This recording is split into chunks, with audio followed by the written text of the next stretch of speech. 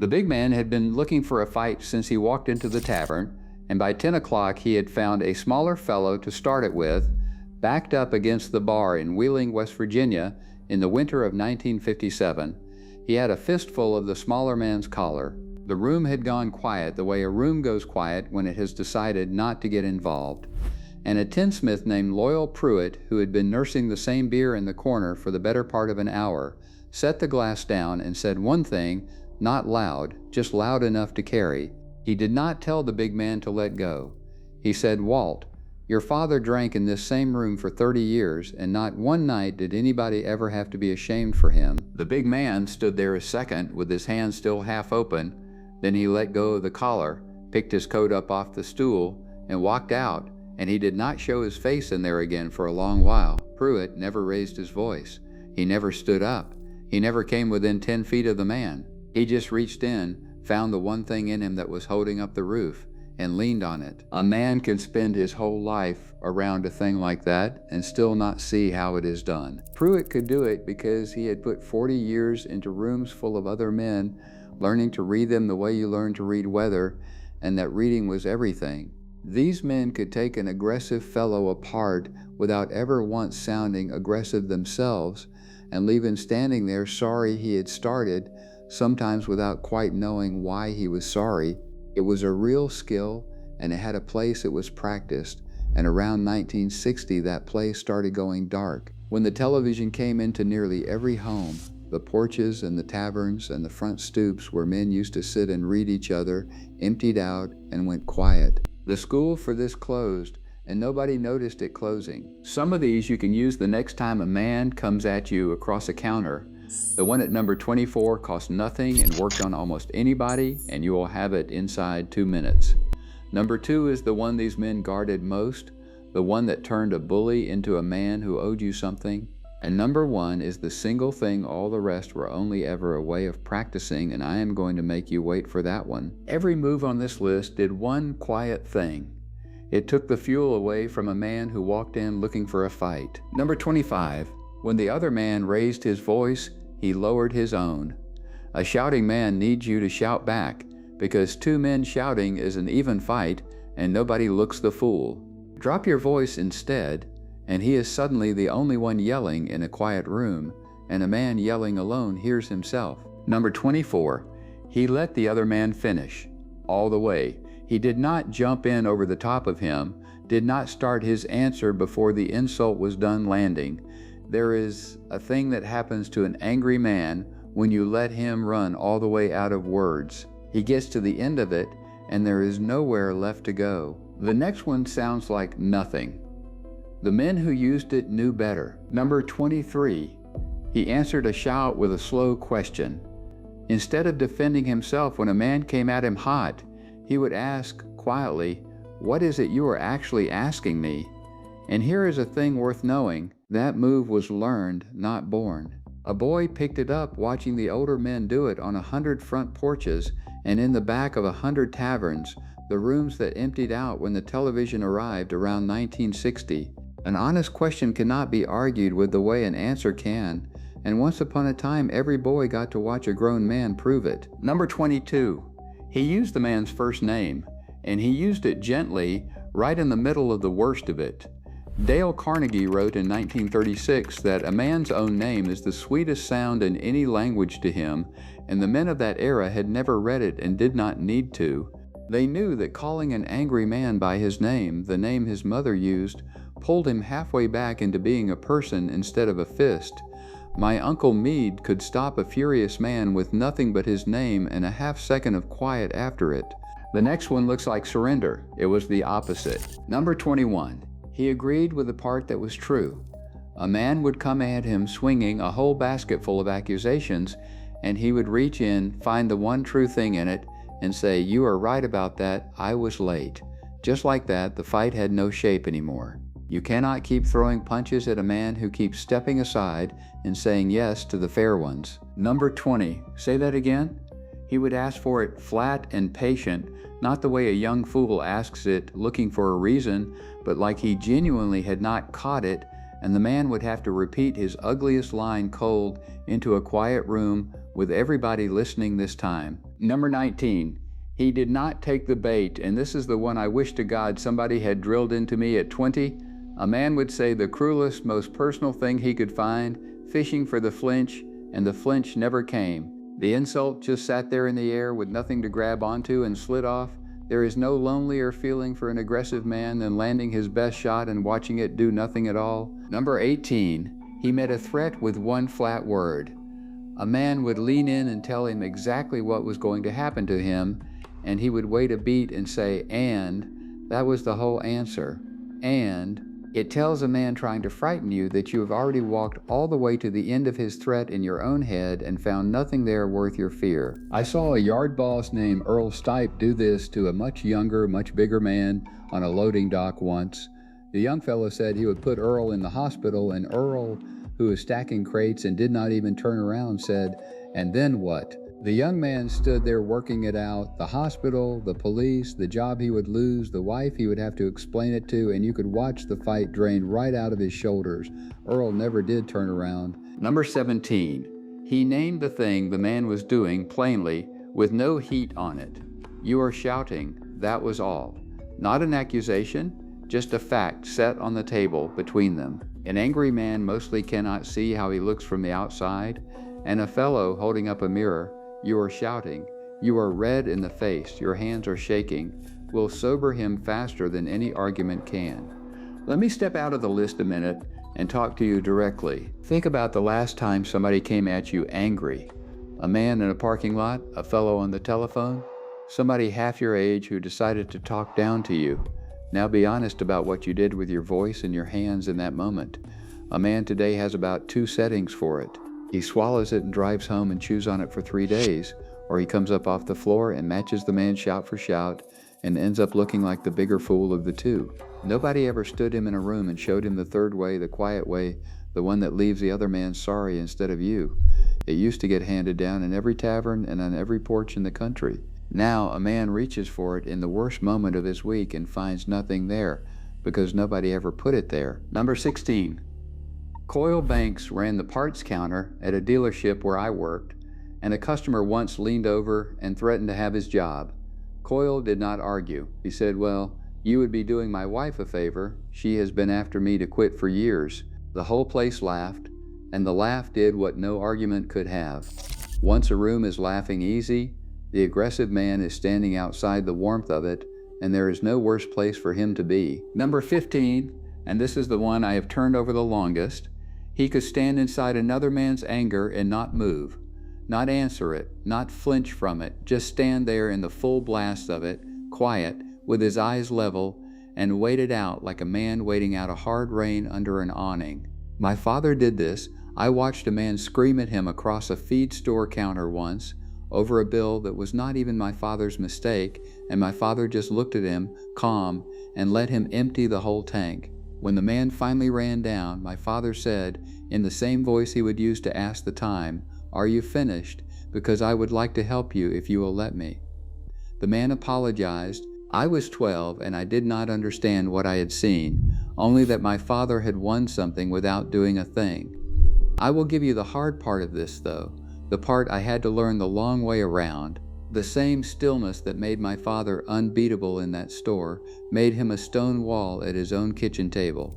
A man who has trained himself never to be moved by another man's anger is also a man who is very hard to reach, and there were nights my mother needed him to be moved by something, anything, and he just sat there, calm, level, 1,000 miles away. The armor does not come off when you walk in your own front door. I have known men who carried this one so far they were never close to a living soul their whole lives. Number 14. He asked the man what he actually wanted. Right in the middle of it, plainly. "What is it you want here?" Ask a raging man straight. And half the time he does not know, and watching him grope for it in front of everybody takes all the wind out of him. The next one every man in that world understood, and almost nobody understands now. Number 13. He never once told an angry man to calm down. They knew, the way you know not to put your hand on a hot stove, that telling a furious man to calm down is pouring gasoline on him. It tells him his feeling is not legitimate, so now he has to prove that it is, louder. They never said it. Number 12. He slowed down as the other man sped up. The angrier the fellow got, the faster and higher his words came, and the older man would do the reverse on purpose, stretch his words out, leave more space between them, until the two of them were moving at such different speeds that the angry one started to feel ridiculous, like a man running flat out in a hallway where everybody else is strolling. Number 11. He found something true to praise in the man mid-fight. It sounds impossible until you have seen it done. A fellow would be halfway through threatening him and he would say, "You know, you are a hard man to argue with. You think fast on your feet." And he meant it. That was the part that mattered. It had to be real. You cannot keep your fists up around a man who just told you something good about yourself and meant it. It confuses the body. In 1955, a working man spent his evenings out among other men. He argued politics with 3 neighbors on a front porch in the cooling dark, watched an older fellow handle a drunk at the bar, and quietly filed away how it was done. Sat in a barber shop a whole hour for a 15-minute cut just to be in the talk. By 1965, those same evenings were spent in a darkened living room. The whole family pointed at a glowing box, watching strangers talk for a living. The distance between those 2 evenings is this entire video. The art I am describing was never written in a book. It was a live thing, learned by watching live men do it in live rooms, and when the rooms emptied out, the lessons stopped coming. A boy in 1945 had 100 teachers he never once thought of as teachers. A boy in 1965 had a television set, and a television set never taught anybody how to stand his ground in a room. If any of this is landing with you, subscribe.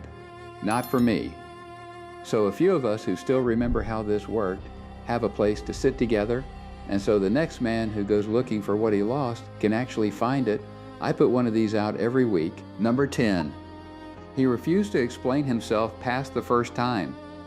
He would give a man one plain answer, and if the fellow came back at it again, demanding more, he would just hold that first answer there and add nothing to it. The next one looked small. My grandfather got more mileage out of it than any other thing he did. Number 9. He took himself out of it and made it about the day. A man would come at him hot, and he would say something like, "It has been a long day on everybody," and just like that, it was not 2 men squaring off anymore.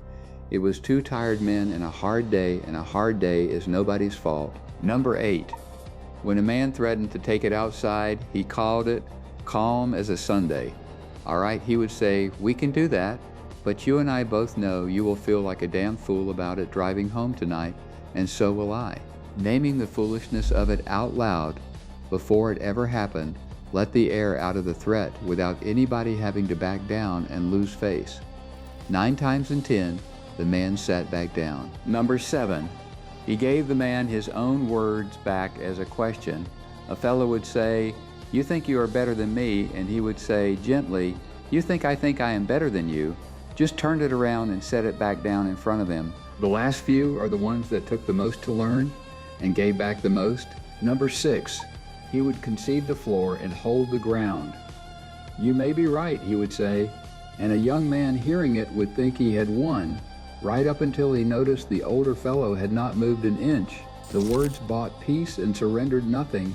A door held open while he went on doing exactly as he had always meant to.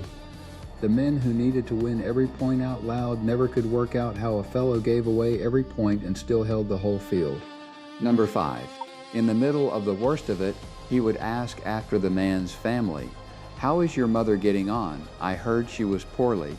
It pulled the both of them back into the same world, the same church, the same street, where this anger was a small thing inside a large and shared life. It is very hard to keep hating a man across a fence once he has asked, and meant it, after your sick mother. Number 4.